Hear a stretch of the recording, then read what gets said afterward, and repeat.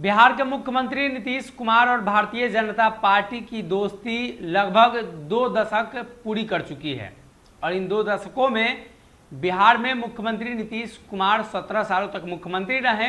भले ही 2-2.5 साल का जो वक्त रहा वो दूसरे गठबंधन में रहा, लेकिन कहीं ना कहीं मुख्यमंत्री के तौर पर नीतीश कुमार का जो कार्यकाल रहा इसमें भारतीय जनता पार्टी के साथ बिहार में सरकार चलाने का मौका और भारतीय जनता पार्टी के साथ केंद्र में मंत्रालय संभालने का मौका मिला।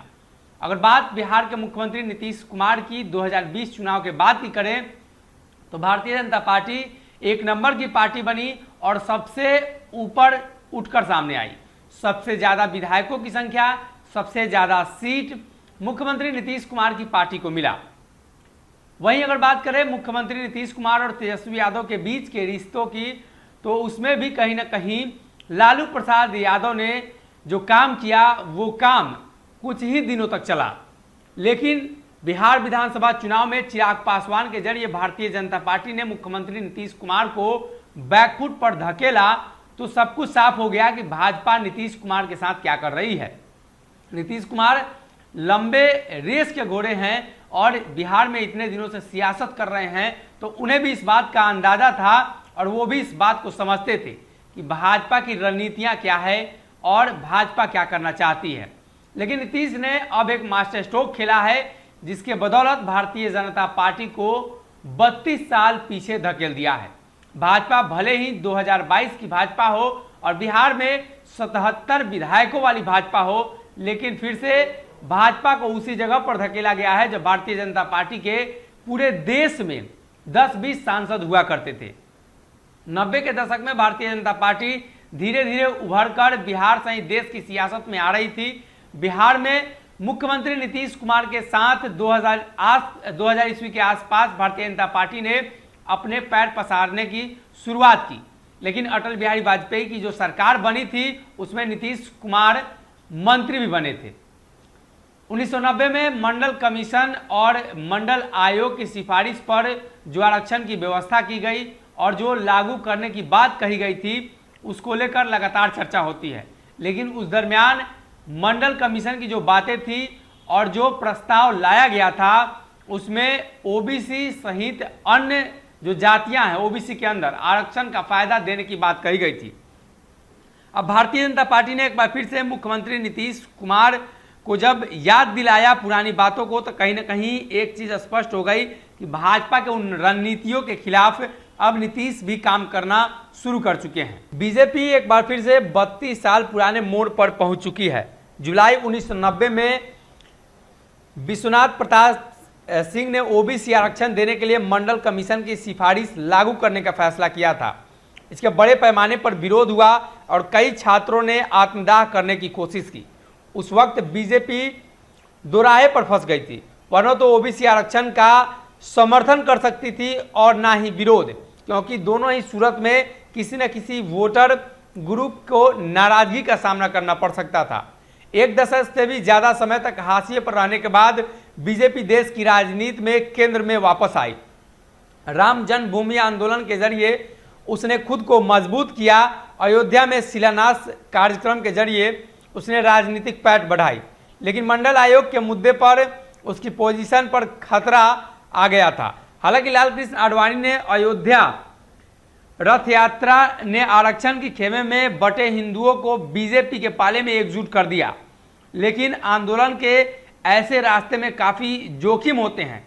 जुलाई अगस्त 1990 में जब रथ यात्रा की शुरुआत करने का फैसला किया गया तब बीजेपी सरकार में नहीं थी, वह बीपी सिंह की सरकार को बाहर से समर्थन दे रही थी। और जब आडवाणी की रथ यात्रा रोकी गई और उन्हें अरेस्ट किया गया तो बीजेपी ने बीपी सरकार से समर्थन वापस ले लिया था। और वही बात एक बार फिर से बिहार की सियासत में दोहरा रही है। मुख्यमंत्री नीतीश कुमार भले ही बिहार के मुख्यमंत्री हैं और भारतीय जनता पार्टी बड़े दल है, लेकिन जातीय जनगणना के मुद्दे पर नीतीश कुमार ने जो चाल चला है उसमें भाजपा एक बार फिर से फंस चुकी है। भाजपा न तो जातीय जनगणना का विरोध कर पा रही है और ना ही समर्थन कर पा रही है। भारतीय जनता पार्टी का कोर वोटर सवर्ण कहीं ना कहीं जातीय जनगणना के समर्थन से नाराज हो सकते हैं, वहीं जातीय जनगणना के अगर समर्थन में भारतीय जनता पार्टी नहीं आती है तो ओबीसी वर्ग नाराज हो सकते हैं।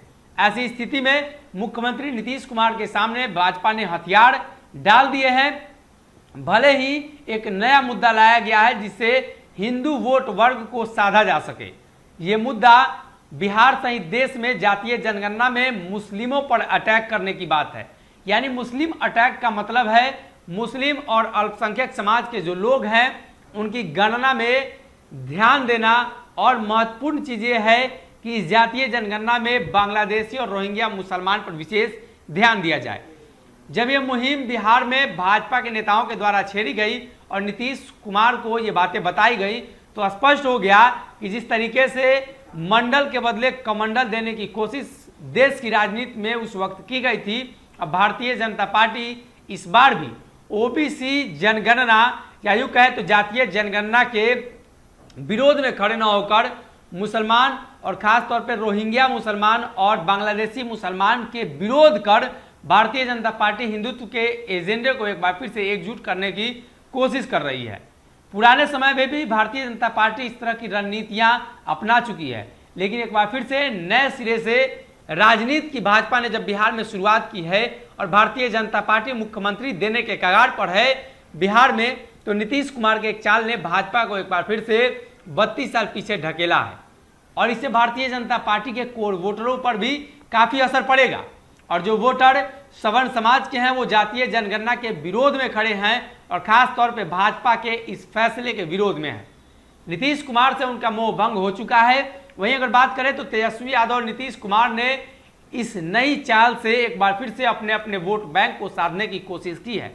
इस जातीय जनगणना में बिहार की जनता को भले ही फायदा हो या न हो, लेकिन बिहार की राजनीतिक पार्टियों को बखूबी फायदा होने वाला है। ऐसे में मुख्यमंत्री का यह मास्टर स्ट्रोक और भारतीय जनता पार्टी का बैकफुट पर जाना सब कुछ बयां करता है।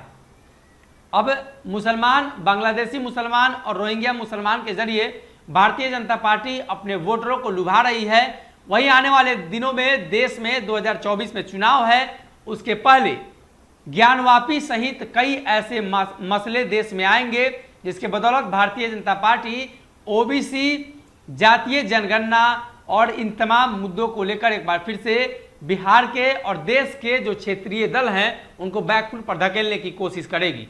अगर ये वीडियो पसंद आई और वह बिहार के राजनीति और बिहारियत से सरोकार रखेनी तो सब्सक्राइब बटन दबा के चैनल के सब्सक्राइब कर ली। ओजे एगो घंटी बा, ओकरा बटन दबा देला से कुल सटीक और मारक खबर रुआ मुफ्त में मिल जाई। अगर रुआ पत्रकारिता के हमनी के नया प्रयोग में सहयोग कर चाहतानी तो ज्वाइन बटन दबा दी। पेटीएम नंबर नोट कर ली 9386816700। धन्यवाद।